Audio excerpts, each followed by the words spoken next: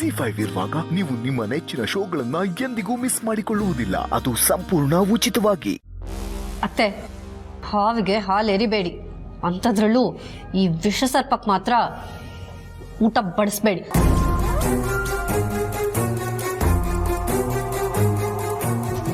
ಸರು, ಶತ್ರುಗಳು ನೀರು ಕೇಳಿದ್ರು ನಾವು ಕೊಡಬೇಕು. ಅಂಥದ್ರಲ್ಲಿ ಹಸಿವಾಗ್ತದೆ ಅಂತ ತಟ್ಟೆ ಹಿಡ್ಕೊಂಡು ಬಂದಾಗ ನಾವು ಊಟ ಕೊಡದೇ ಇರೋಷ್ಟು ಕ್ರೂರಿಗಳಲ್ಲ. ಅನ್ನಕ್ಕೆ ಬೆಲೆ ಬಂದಿರೋದು ಹಸುವಿಂದ.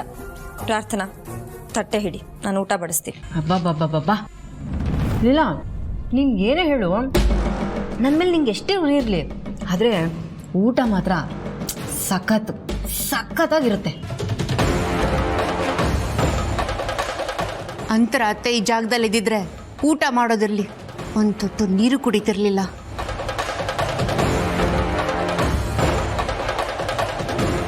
ಗಂಡ ಮನೇಲಿಲ್ಲ ಅನ್ನೋ ನೋವು ಲೀಲಾ ಅತ್ತೆ ಮುಖದಲ್ಲಿ ಕಾಣಿಸ್ತಿದೆ.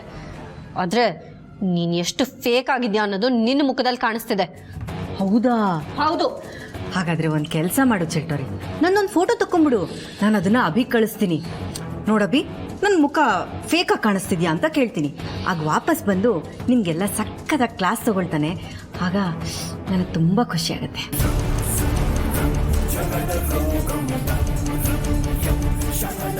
ಇದು ಒಂದೇ ಒಂದು ಕಾರಣಕ್ಕೆ ನೀನು ಇನ್ನೂ ಈ ಮನೇಲಿದ್ಯಾ ಪ್ರಾರ್ಥನಾ. ಒಂದೇ ಒಂದ್ಸಲ ನೀನು ಅಂತ ಗೊತ್ತಾಗಬೇಕು. ಆಗೋ ಇದೆ ನಿನಗೆ ಹಬ್ಬ.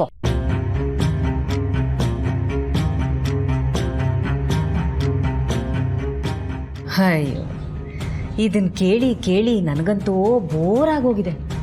ನೋಡಿ, ಈ ಆಳೋಕೆ, ತ್ಯಾಗ ಮಾಡೋಕೆ, ನೋವು ಪಡೋಕೆ ಅಂತಾನೆ ಇದಾರಲ್ಲ ಹೀರೋಯಿನ್ನು.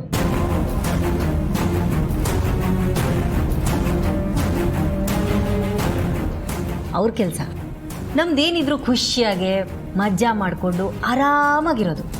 ಯಾಕೆ? ವಿಲ್ಲನ್ ಅಮ್ಮ. ಯಾವನ್ ಇರಲಿ ಇಲ್ಲದೆ ಹೋಗಲಿ, ನಮಗೇನಾಗಬೇಕಾಗಿದೆ? ಇಲ್ಲದೆ ಹೋದ್ರೆ ನಮಗೆ ತಾನೇ ಲಾಭ.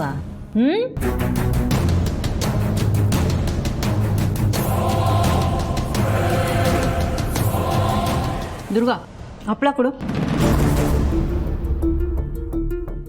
ಸಾಂಬಾರಿಗೆ ಹಪ್ಪಳ ಇರಬೇಕು.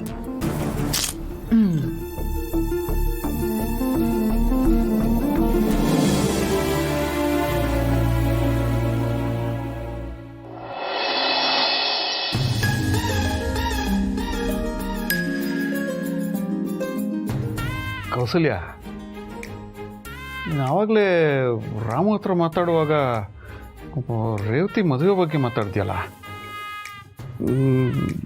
ಬಾಯಿ ತಪ್ಪಿ ಹಂಗೆ ಹೇಳಿದ್ಯೋ ಅಥವಾ ನಿನ್ನ ಮನ್ಸಿಗೆ ಹಾಗೆ ಅನ್ನಿಸ್ತೋ? ನಿಮ್ಗೇನು ಅನ್ಸುತ್ತೆ? ನಿನ್ನ ಬಗ್ಗೆನೋ, ನೀನು ಆಡಿದ ಮಾತಿನ ಬಗ್ಗೆನೋ? ನಾನು ಆಡಿರೋ ಮಾತಿನ ಬಗ್ಗೆ ಹೇಳಿ ಸಾಕು. ನನಗೇನೋ ನಿನ್ನ ಬಾಯಿ ಮಾತಿಗೆ ಹಾಗೆ ಹೇಳಿದ್ಯೇನೋ ಅನಿಸುತ್ತೆ. ಖಂಡಿತ ಇಲ್ಲ, ನನ್ನ ಮನಸ್ಸಲ್ಲಿರೋ ಮಾತನ್ನೇ ಹೇಳ್ತಾ ಇದ್ದೀನಿ ಅಷ್ಟೇ. ಹುಡುಗ ಒಳ್ಳೆಯವನಾಗಿರ್ಬೇಕು ಅನ್ನೋದು ಮೊದಲೇ ಪಾಯಿಂಟು.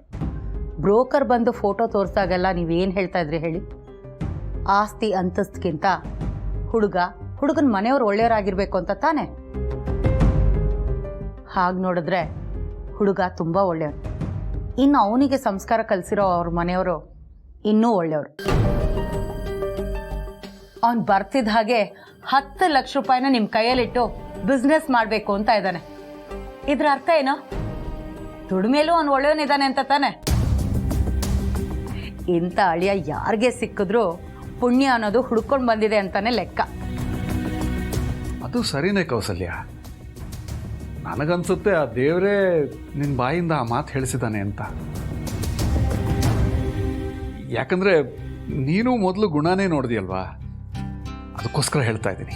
ರೀ, ಒಂದು ಕಾಲ ಇತ್ತು ಹಣನೇ ಮುಖ್ಯ ಅಂತ ಇದ್ದೆ, ಆದರೆ ಇವಾಗ ಎಲ್ಲನೂ ಅರ್ಥ ಆಗಿದೆ ರೀ. ನಿಜ ಕೌಸಲ್ಯ, ಬ್ರಹ್ಮಗಂಟು ಅಂದರೆ ಇದೇನೆ. ಯಾವ ಸಂಬಂಧ ಯಾವಾಗ ಹೇಗೆ ಹುಡ್ಕೊಂಬರುತ್ತೋ ಹೇಳಕ್ಕೆ ಆಗಲ್ಲ. ಆ ಬ್ರಹ್ಮನೇ ರೇವತಿಗೂ ರಾಮುಗೂ ಗಂಟು ಹಾಕಿ ಕಳಿಸಿದ್ದಾರೆ ಅನ್ಸುತ್ತೆ. ಇಲ್ಲಾಂದ್ರೆ ಇಷ್ಟು ವರ್ಷ ನೋಡದೇ ಇರೋ ಹುಡುಗ, ನಮ್ಮ ಸಂಬಂಧಿಕನಾದ್ರೂ ನಮ್ಮ ನೆನಪಲ್ಲೇ ಇಲ್ಲದೆ ಇರೋ ಹುಡುಗ ಇದ್ದಕ್ಕಿದ್ದಾಗೆ ನಮ್ಮ ಮನೆಗೆ ಬರ್ತಾನೆ, ನಮ್ಮ ಸ್ವಂತ ಮಗನ ಥರ ಸಂತೋಷವಾಗಿ ನಮ್ಮ ಜೊತೆ ಬೆರಿತಾನೆ ಅಂದರೆ ಇದಕ್ಕಿಂತ ಬೇರೆ ಕಾರಣ ಏನಿರುತ್ತೆ ಹೇಳಿ? ಹಾಗಾದ್ರೆ ರೇವತಿನ ಕೊಟ್ಟು ಮದುವೆ ಮಾಡ್ಬಿಡೋಣ. ಅವ್ರ ಅಮ್ಮನ ಜೊತೆ ನಾನು ಮಾತಾಡಬೇಕು. ಖಂಡಿತವಾಗ್ಲೂ ಅವ್ರು ಒಪ್ತಾರೆ. ಒಂದ್ ಸ್ವಲ್ಪ ಇರು, ನಾವ್ ಅನ್ಕೊಂಡ್ಬಿಟ್ರೆ ಆಯ್ತಾ? ಮದುವೆ ಮಾಡಿ ಕೊಟ್ಬಿಡೋದ? ಮೊದಲು ಹುಡುಗ ಏನು ಅನ್ಕೊಂಡಿದ್ದಾನೆ ಅದನ್ನ ತಿಳ್ಕೋಬೇಕು. ಆಮೇಲೆ ಹುಡುಗ ಏನು ಎತ್ತ, ಅವನ ಗುಣ ಏನು ಎಲ್ಲ ಒಂದ್ ಸ್ವಲ್ಪ ಅಧ್ಯಯನ ಮಾಡಬೇಕಲ್ಲೇ. ಯಾಕಂದ್ರೆ ಕೊಡ್ತಾ ಇರೋದು ನಮ್ಮ ಮಗಳು ರೇವತಿನ. ರೀ, ನಾನು ನಿಮ್ಗೆ ಯಾವತ್ತೂ ಏನೂ ಕೇಳಿಲ್ಲ. ಮದುವೆ ಆದ 1 ತಿಂಗಳಿಗೆ 2 ಎಳೆ ಸರ ಕೇಳಿದ್ದೆ. ಅದಾದ್ಮೇಲೆ ಕೇಳಿಲ್ಲ ರೀ. ಆದ್ರೂ ಮುಂದಿನ ತಿಂಗಳೇ ಜುಮ್ಕಿ ಬೇಕು ಅಂತ ಕೇಳಿದ್ದೆ. ಅದು ಮದ್ವೆ ಆದ ಹೊಸ್ತ್ರಲ್ಲಿ. ಆಮೇಲೆ ನಾನು ಕೇಳಿಲ್ಲ. ಕಳೆದ ವರ್ಷನೇ ಅಷ್ಟೊಂದು ಹಣ ಬೇಕು ಅಂತ ಕೇಳಿದ್ಯಲ್ಲ. ಓಹ್, ನಾನು ಈ ವರ್ಷ ತಾನೇ ಚೇಂಜ್ ಆಗಿರೋದು. ಸಾರಿ, ಏನೋ ಮಾತಿಗೆ ಹಾಗಂದೆ ಅಷ್ಟೇ. ರೀ ನೋಡಿ, ಇನ್ಮೇಲೆ ನಾನು ಏನೂ ಕೇಳಲ್ಲ, ಯಾವ ಡಿಮ್ಯಾಂಡು ಮಾಡಲ್ಲ. ನನ್ನ ಆಸೆ ಇಷ್ಟೇ, ರೇವತಿಗೆ ಒಳ್ಳೆ ಹುಡುಗ ಸಿಗಬೇಕು ಅಂತ. ಹೇಗಿದ್ರು ಇವನು ಮನೆಗೆ ಬಂದಿದ್ದಾರೆ, ನೋಡೋದಕ್ಕೂ ಒಳ್ಳೆ ಒಂಥರ ಕಾಣಿಸ್ತಾ ಇದ್ದಾನೆ. ನೀವು ಹೋಗಿ ಮಾತಾಡಿ ಬರಬಾರ್ದಾ ಈಗಲೇ? ಇಷ್ಟ ಹತ್ರ ಮಾಡಿದ್ರೆ ಹೇಗೆ?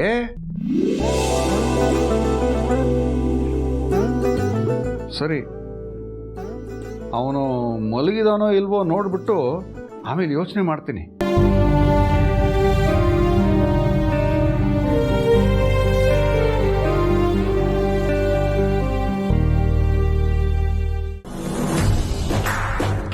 ರಾಮು, ಮಲ್ಕೊಳಕ್ ಹೊರಟಿದ್ದೀನಪ್ಪ.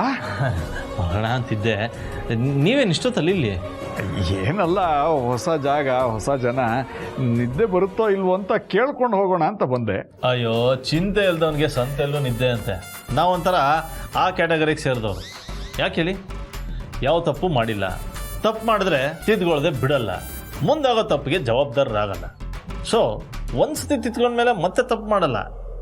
ಹೀಗಿದ್ದಾಗ ನಮ್ಮ ಪಾಸ್ಟು, ಪ್ರೆಸೆಂಟು, ಫ್ಯೂಚರು ಕ್ಲಿಯರ್ ಆಗಿದೆ. ನಿದ್ದೆ ಯಾಕೆ ಬರಲ್ಲ?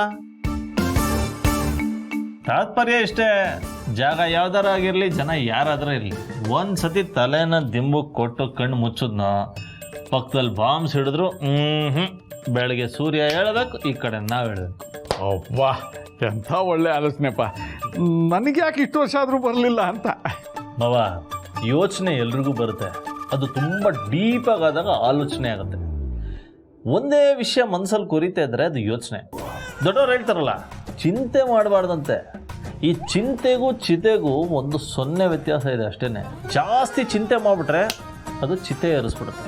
ಪಾಪ, ಈ ವಯಸ್ಸಿಗೆ ಏನೇನು ತಿಳ್ಕೊಂಡ್ಬಿಟ್ಟಿದ್ಯಪ್ಪ ನೀನು. ನಿನ್ನಂಥವನು ಒಂದು ಮನೇಲಿದ್ದರೆ ಆ ಮನೆಗೆ ಆನೆ ಬಲ ಬರುತ್ತಪ್ಪ.